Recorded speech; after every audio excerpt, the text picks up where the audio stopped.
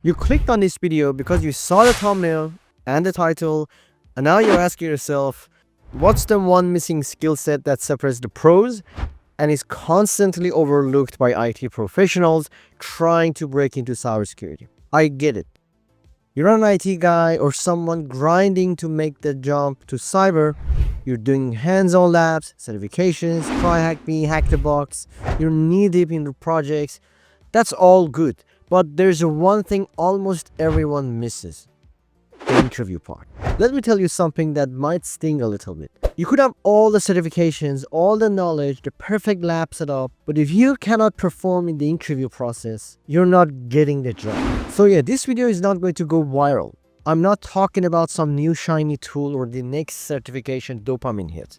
But if you're someone who's already done the labs, passed the certifications, put in the hours, and you still feel stuck in this loop of learning and getting rejected all the time, this video is for you.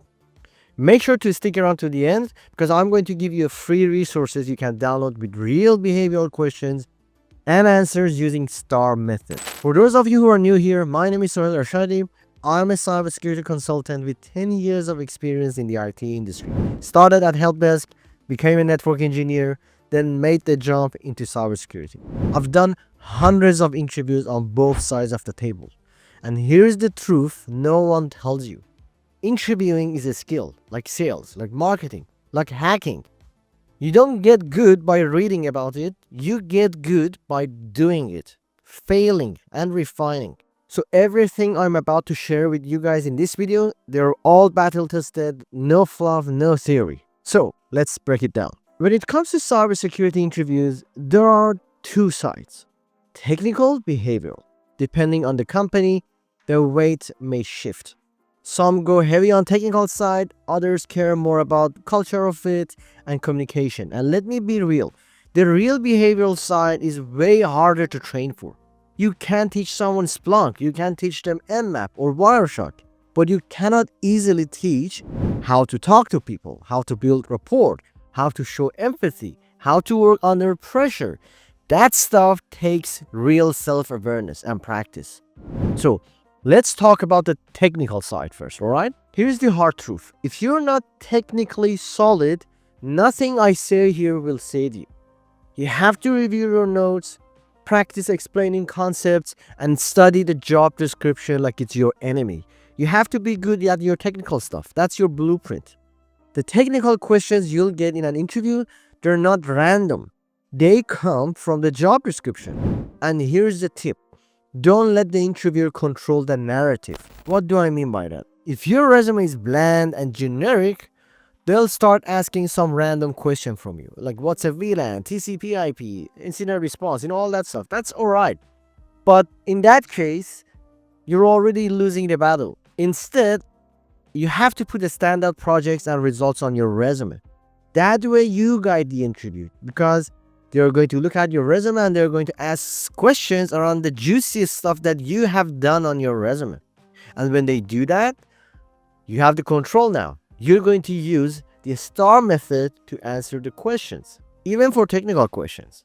Don't try to explain TCP like a textbook. Say something like, we were troubleshooting dropped packets on a client VPN. I suspected issues with TCP retransmission. I used Wireshark to confirm a handshake failure.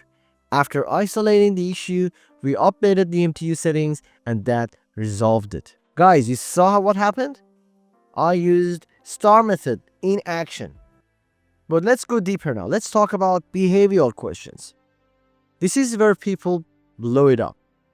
You could be the best cybersecurity professional packet analyst in your team, but if you show up to the interview stiff, nervous, avoiding eye contact, unable to connect as a human, you're done. Now, let's actually explore the behavioral question side of things. What are they looking for really? With behavioral questions, the interviewer is trying to understand how you react, how you behave in real situations. They're thinking, how does this guy handle pressure? If there's a conflict on the team, does he escalate, shut down, or solve it? If his manager says something harsh, does he flip or stay composed. When the pressure's on, like hundreds of thousands of logs, alerts, or potential threats, is he stable or does he fall apart? That's what they're digging for. Your patterns, your reactions, your character. And here's what most people screw up: they don't even listen properly. They get asked a question and they ramble. They talk about their personal stuff. They go into some random story about their old job or their personal life or their hobbies. It has nothing to do with the question. So here's the rule: listen carefully, figure out what they're actually testing, then deliver a laser focused answer that shows them exactly what they want to hear. For example, if they're asking about teamwork and the question is, tell me about a time you had a conflict with a colleague. Don't go on tangent about how you like helping people or how you're easygoing. They're not testing for that. They're asking, can this person resolve conflict in a professional way? Stay on the message. Let me actually walk you through some common behavioral questions and how to hit them with the STAR method, okay? One of the most questions of all time: tell me about yourself. So I have the template here for you guys to use as well if you wanted to. I'm going to share this document with you guys, so don't worry about it. But if someone asks me that question, I would go and answer this in this way. Let's say I have 10 years of experience in the IT industry with a background starting in help desk, networking, sysadmin, could be anything. Now I'm talking about my authority, my experience in the field, okay? I've earned certifications like this, and that, and completed hands-on training with Splunk. You're talking about the tools, the systems that is mentioned in the job description. You have to talk their language. You have to say it in a way, so when they hear it, they say, oh, okay, this is exactly what we're looking for. He has experience with Wireshark, all that sort of stuff. Then again, I would say over the last few years, I worked on, let's say, we can talk about projects. If it was me, I would say I worked briefly on Microsoft Sentinel, CrowdStrike EDR platform, this firewall and that firewall, like security engineering projects. So this is the template actually. Over the last few years, I worked on, let's say, securing Windows and Linux servers, managing firewalls, responding to phishing incidents, analyzing logs. I've used tools like Microsoft Sentinel, CrowdStrike EDR tool, and ticketing system like Jira. So you see, this part, you have to answer the question based on the job description. Okay, this is very important. You can actually add this after that as well. What drives me is solving real-world problems like identifying misconfiguration that could lead to breaches or responding quickly when alerts show suspicious behavior. This is another part where you can sell yourself, like why should they hire you? Again, you need to do your study on the job description, on the company, and customize your answer based on those kind of things, okay? And you can add this as well. Now I'm looking to bring that same mindset and experience into a dedicated cybersecurity role where I can keep growing and contribute from day one. So here you're telling them that you're someone that they can rely on. You're there, your mindset is good, you're going to dedicate your time there to make sure that the company is secure, it's growing, and you're contributing from day one. You're not going to go there and waste your time with training and the things like that. You're ready to do the job, okay? I have over 10 years of experience in the IT industry. I started at help desk, moved into networking, and eventually made my way into cybersecurity. Along the way, I earned certifications like CCNA, CCNP, FortiGate, all that sort of stuff, and built a real-world project focused on log analysis, incident response, and threat detection. I worked with tools like Splunk, Fortinet, Wireshark, and Elastic, and I've secured environments across government and enterprise, especially on the defensive side. What sets me apart is I've actually done the work, not just studied it. I know how to troubleshoot real incidents, write clean reports, and explain security issues in plain English. That's why I'm confident and I can bring value to this role. You see, this was taken from a job description. They were looking for someone who could explain stuff in an easy way. I mentioned that. It was mentioned in the job description that you should be able to write good reports. I've talked about that. And the other things that were mentioned in the job description. I hope, guys, that makes sense. This is how you should answer these type of questions, okay? Now, let's actually go to the next one. Tell me about a time you worked under pressure. Here's a real one from my experience. So, I'm going to use a STAR method with this question. Situation, task, action, and result. So, what was the situation? What was my task there? What I was doing there? So let's say if I was working at a company as a security analyst, that's the situation. And my task was to respond to alerts, do incident response and triage. What action did I took in that situation? And as a result of my action, what happened? What was the result? So let's actually go with this one. You worked under pressure. You need to listen carefully to the question.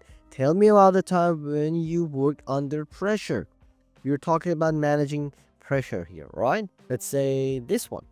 I was working with a government agency in Australia. One day, a critical F5 load balancer went offline due to a power outage. Everything was down, email, web services, internal portals, everything. My task was to restore connectivity ASAP while updating stakeholders and working with third-party vendors. I stayed calm, jumped on the console via out-of-band management portal, diagnosed the power fault, got temporary power rerouted, and restored the config backup. Meanwhile, I communicated status updates every 10 minutes. Like, guys, tell me, when you hear this from me, what do you get? Like, it's calmness, being professional, not being stressed at all that sort of stuff. Services were restored within 45 minutes. The incident report I wrote ended up getting adopted as a template for future critical outages. Now imagine you walk an interview through that. Game over. Some of you guys, I've heard it all the time. You ramble, you talk about things that are not relevant to the question. It's all over the place. It doesn't have a process, a step-by-step process. So each time you hear these type of questions, guys, situation, task, action, and the result. So that was the situation I was in. My task was there to do that. I did that thing that resulted in that outcome. Very easy. But again, in order for you to do it properly, you need to practice. You need to say it out loud multiple times in front of the mirror to yourself, or practice it with your partner or a friend or a family member. You need to do practice, or pay someone else to do mock interviews with. Okay? You have to do it. If you don't talk, if you don't say it out loud, you're not going to get good at it. Let's go with the next question. Tell me about a time you had to confront a boss or team member. So you see, with this question, they're asking about conflict management within the team. How do you deal with people who don't agree with you in the same team? Very good question. And here's how we answer this question. A senior engineer was pushing a firewall rule change during production. I respectfully challenged the timing, explained the risk, and showed him logs from a similar change that caused downtime a few months back from going live. Even though I was the least experienced in the room, I respectfully challenged the timing, explained the risk, and showed him logs from a similar change that caused downtime a few months back. This was the result. We postponed the change to the weekend during the change window, execute that change smoothly, and that person, the senior person, later thanked me for catching it, for telling him. Again, notice a pattern? You're not just answering questions in a generic way. You're demonstrating composure, leadership, and technical awareness without saying I'm a leader. So that is how you attack behavioral questions using the STAR method. Stay focused, speak from real stories, and listen. And listen, guys, if you want a cheat sheet for these kind of questions, I've got you covered there. I've linked a PDF you can download with sample behavioral questions plus STAR-based answers you can study or model your own from. No fluff, no AI generated answers, just real ones that work for real people in interviews, okay? So guys, make sure to like my video, subscribe to my channel, and share it with your friends or someone else who needs to watch this video. See you in the next one.